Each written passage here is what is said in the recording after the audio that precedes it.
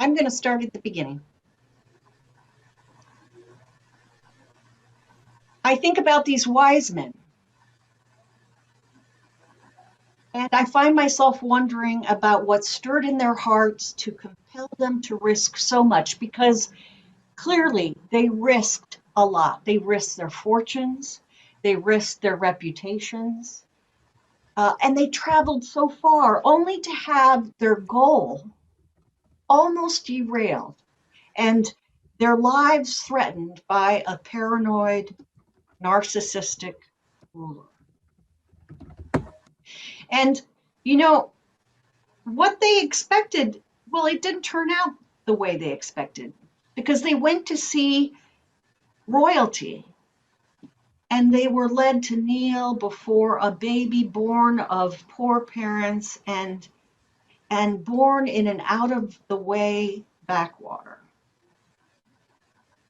And yes, all of this has me wondering about our own journeys, the journeys that we have taken, and what makes these journeys possible, what makes these journeys necessary and preferable to simply living the life that is right before us. And of course, it doesn't have to be a physical journey, but it can be a journey of the mind, of the spirit.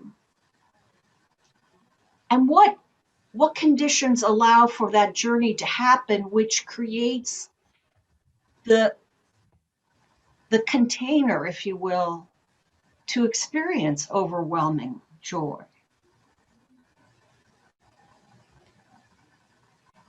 Overwhelming joy. Of course, I had to look it up. Joy. Joy is delight. It's jubilation. It's elation. And overwhelming joy is irresistible. Isn't that interesting? To be overcome with elation. Also, it can be translated as exceeding joy. So I love this. Exceeding is beyond the bounds or limits. So beyond bounds or limits of elation.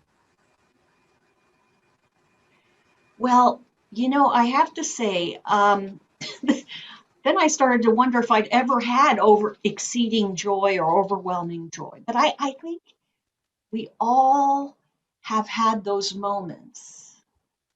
I'm part of a weekly study group, scripture group, and this question came up. Well, golly, when when have you experienced overwhelming joy? And so I just want to share what they shared, and then I want to just put that out so that we can hear from one another to the extent that we want to, examples of when we experienced overwhelming joy, because I think that can become our experiences of this can inform how we understand this scripture and how it informs the walk that we are on, the spiritual walk of our lives. So, in this small group, two of us concluded that we experienced overwhelming joy at the birth of our children. And, maybe, and it was just being overwhelmed. For me, that was what I brought up. And I just wept. Uh, it, it exceeded anything that I thought I knew. And one person brought up the example of her ordination, and she said she was fine on the day of her ordination. It was the next day that she was just overwhelmed, overwhelmed, tearful, filled with awe. Another person in our group mentioned the experience of overwhelming joy after a season of grief at the death of his spouse. And he came to know this person, and he experienced a sense of release and perhaps coming back to life, that he could live again. And ultimately, he got married again to this person. And then just to sort of give you a sense of the whole flavor of this possibility of overwhelming joy, um, another person shared at the time in her life of this experience, she was a music teacher. And I don't remember all the particulars, but she was in a community orchestra, and I think she played the violin.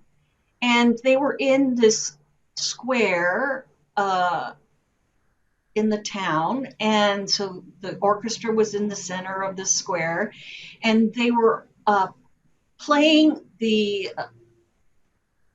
1812 overture, which, as you may recall, has all kinds of things going on. And so they're playing this, and the church bells, they planned it so that the church bells would ring, because there's church bells at some point. So those started ringing, and then there was I don't know who they were a bunch of people. I don't know if it was the National Guard or what, but they they shot into barrels to create the sounds of cannons, and so there was this amazing uh, coming together of the music. And I think for her, it was the sum of the parts that, well, it created something more than the sum of the parts. And she described she just stopped and she was just overwhelmed with the experience of that music. So a couple things, as I mentioned at the beginning, when have you experienced overwhelming joy? What precipitated and brought you to that? What was the event itself? And what was the outcome? Were you changed by it? Well, clearly for me, becoming a parent, yeah, I was changed forever by that. But I would wonder about that. It seems, T.S. Eliot is saying, yes, the wise men, the Magi, were forever changed. And, it seems very stark, his poem, but it was a death of the old self in a way. That's how I read it. That forever they couldn't just go back to what was. Uh, there was a shift. There was they'd stepped across the doorway in a way. So with that, I am going to stop recording so that we can share with one another as a community of faith, as people on a journey, a spiritual journey, how and when we have experienced overwhelming joy.